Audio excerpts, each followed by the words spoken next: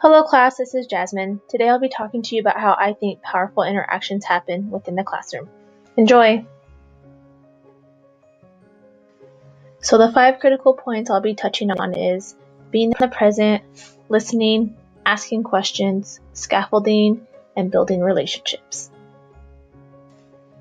Being in the present requires a teacher to slow down, stop what they're doing, and focus in on what is going on in their classroom. In this picture, the teacher is at child level, looking at the child and smiling. She is showing that she's enjoying her time being with the children and that she is paying attention to them. Being in the present involves us listening to children. It requires us to actively tune in to what the child is saying and trying to communicate. It's allowing the child time to express him or herself. When listening to children, also pay attention to body language. Is the child responding and continuing to communicate with you? Is their body language showing that they felt heard? Take a look at the picture on the left. The teacher is showing that she is listening by looking at the child and not the materials on the table. She has her hand on the child's back, showing that she's there and in the present with only that child. The child's body language is showing that she's accepting of the teacher. She too is looking at the teacher, smiling, and is comfortable with the teacher having her hand on her back.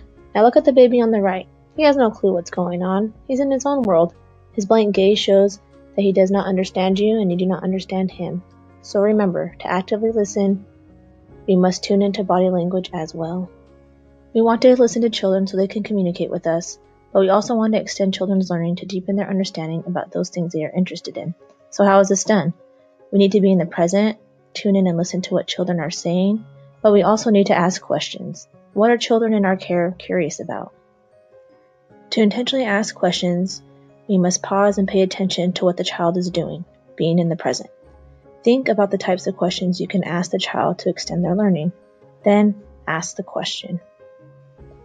So what this looks like is thinking to yourself, I wonder what Johnny is looking at.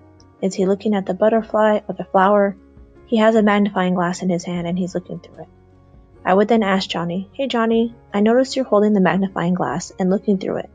What are you looking at? This required me to pause and to think about what he was doing and then to ask the question to find out what he's doing and then to extend his learning. This now brings me to scaffolding. Scaffolding is providing hints to helping a child answer a question. In order to ask good intentional questions, we must be able to know if the child understands what it is you are asking. We must scaffold children's learning by allowing children time to answer questions before interrupting or providing any type of response, hints, or clues.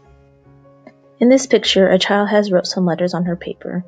The teacher is pointing to a letter that looks like an S.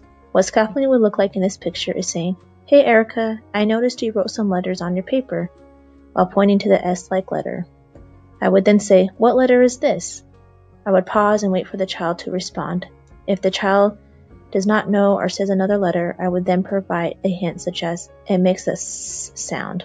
What letter makes the S sound? To tie everything together, in order for children to feel comfortable with us, being in their space, talking to them, asking questions, we must first build and establish a positive relationship with them. Our actions and words send positive or negative messages to children. It's important to slow down and be in the present with children, connecting with them daily by taking the time to listen to what it is they are trying to communicate. With positive relationships, children will be more open and accepting of any questions you may want to ask or feedback you may want to give. Thank you for taking the time to watch my video. I hope you enjoyed.